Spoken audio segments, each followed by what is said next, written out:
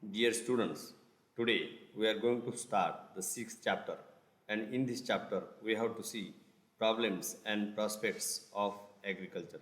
So let us see which are the problems and prospects of agriculture in India. In the beginning, we have to see the prospectus of agriculture with reference to India. It is the common statement of the farmer that we are in a loss or farmer doing practice of agriculture is not profitable, and that's why most of the people are leaving this occupation and engaged in another occupation. But it is the fact that there is a bright future to agriculture in India because most of the people, particularly 70% of the people, are engaged directly and indirectly in this occupation. So, in which areas and where there is a prospectus to the agriculture in India, let us see. First, an important factor or important scope for the agriculture is food. As we know that agriculture is the only field or agriculture is the only sector through which or by which we can produce food grains, fruits, flowers, pulses, vegetables and many more.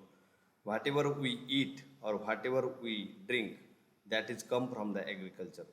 Although he is poor, although he is from any caste, any category of any gender, he or she requires a food for his or her liveliness. And that's why food is very important source or resource which we gain from the agriculture. And there is a variety of foods as like a food grains, fruits, flowers, pulses, vegetables, variety types of meats, chicken, eggs, and many more.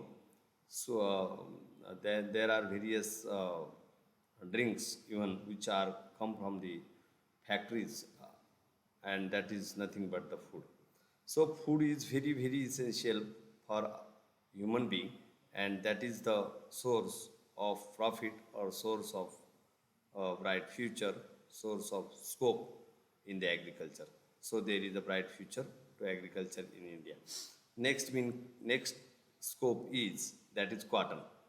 Whatever we wear for our safety and for saving us from various climatic and atmospheric differences as like cloths, wear raincoats in the rainy season, wear warm clothes in the winter season. So what it indicates? It indicates that whatever we wear for our safety that come from the agriculture only, as like a jute, silk, and cotton. So all the cloths, right from the daily wearing to the party wear, or from function to the festival wear, we whatever we wear that come from the agriculture only, and that's why there is a huge scope to the agriculture. Next one is raw material of many industries. Whatever the agro-based industries are there uh, in the world or in India, that agro industry have their raw material from agriculture only. And in this regards, the most important industry is sugar and cotton. Whatever we whatever sugar we use, which come from the sugar cane, beet, maize, and bajra. So all these crops providing sugar to us for the daily purpose, for the industry purpose, for the pharmacy purpose, and many more. So, sugar cane crop is important to produce the sugar cane. Not only sugar, but cotton is also important. As I have already explained, that cotton is the important thing for our safety, for our saving us from nature or from atmospheric phenomena. So cotton industry is completely depend on the agriculture. Rubber is also coming from the agriculture. Agro-based industries like agro-based industries producing jam, jelly, pulp, all type of juices, all type of liquids which come from the agro-based industry. Not only this, but the wine industry uh, is also completely depend on the agriculture because specific type of fruits as like grapes are produced uh, for a specific purpose of wine. So that is completely depend on the uh, agriculture for their raw material. Huge, it is a huge industry. Next point is it is a huge industry. There is no such industry as large as agriculture in the world because it absorbs all types of labor. If we compare it with the another uh, with the other industries, there is a specification of the labors. Somewhere there should be a skilled labor, somewhere there should be unskilled labor. But in this industry, large labor force required, and it absorbs skilled, unskilled, and semi-skilled people. Because right from the labor, from unloading to uploading, from the computerization, from the use of softwares, from the driver to of the tractors to the trucks, from the driver of the container to the JCBs and Pocklands, everywhere there is a requirement of labors, and that labor force is absorbed in the agriculture, and that's why this is a huge industry for the labor. One who have no any skill, he also absorbed in this industry. So it is very important thing so far employment is concerned. Next one is new trends. Organic, sustainable contract and community farming. Nowadays, there is a trend of organic farming, and most of the people wanted to eat the organic products because they aware about the products, or they aware about the side effects of the fertigation or the chemical fertilization or the chemical sprays and all that things. So organic products are too much required by the people, particularly in the cities and metropolitan cities. There is a huge demand for these products.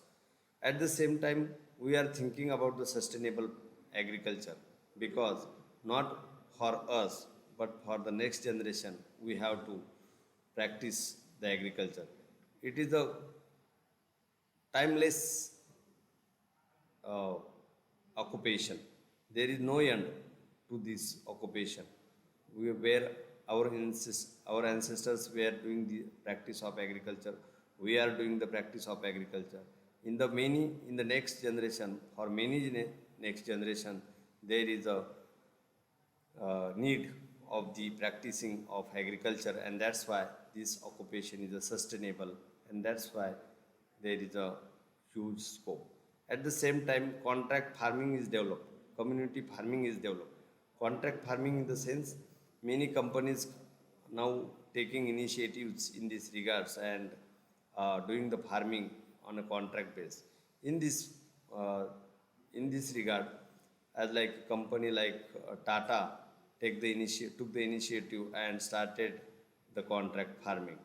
What they are doing, they do the contract with the farmers for 3 year, 10, 5 year or 10 year, and using their land, they are doing the production of various crops and various products. Same way, community farming is also one new trend in this occupation. So there is a huge scope to the agriculture. Not only this, but there are various allied industries, allied in the sense which completely depend on the agriculture, and side by side we can do the practice of these industries as like a dairy, goat and sheep, poultry, nursery, fisheries, tissue culture, agrotourism, food and food processing, beekeeping, horticulture, polyhouse, shade net, and many more. Fisheries also having the huge scope. As we know that agriculture do not survive unless and until we do not practice the allied occupation as like a dairy farming or goat and sheep rearing. So all these uh, all these occupations or allied industries have a huge scope nowadays, and there is a requirement of all these products as like milk products, dairies are developed, goat and sheep, their uh, fur is useful for the making the cloths and many more. Poultry is also required for the chicken and eggs. Nursery is also growing nearby the cities and which saves the time and money of the farmers. Fisheries also developed so in the Konkan region and in various parts wherever there is a ponds are available or the water is available.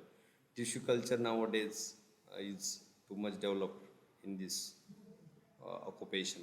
Agrotourism is also one important part, particularly in the tea plantation, grape plantation or vineyard.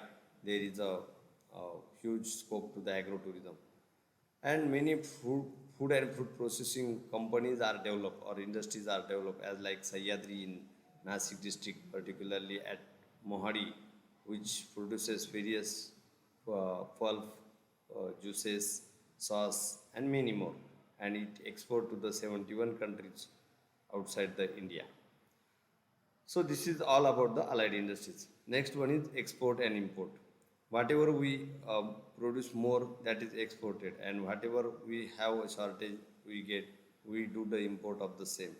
So balancing of the export and import is only possible with the help of agriculture, and whatever the requirement of our people or what is the need of our people, we do the import of the same.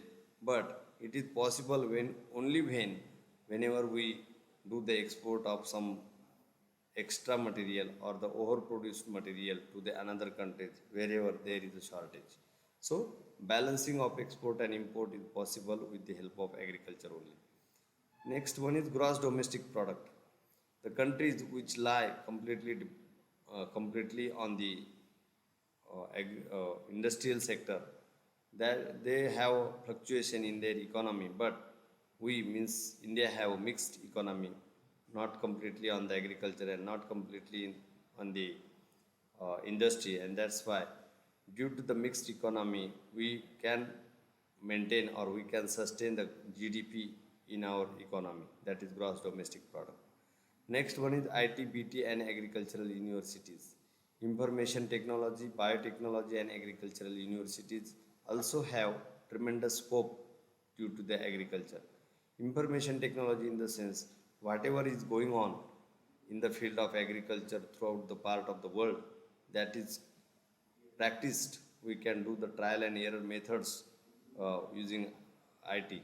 Not only IT, but biotechnology is also one important aspect in this regard.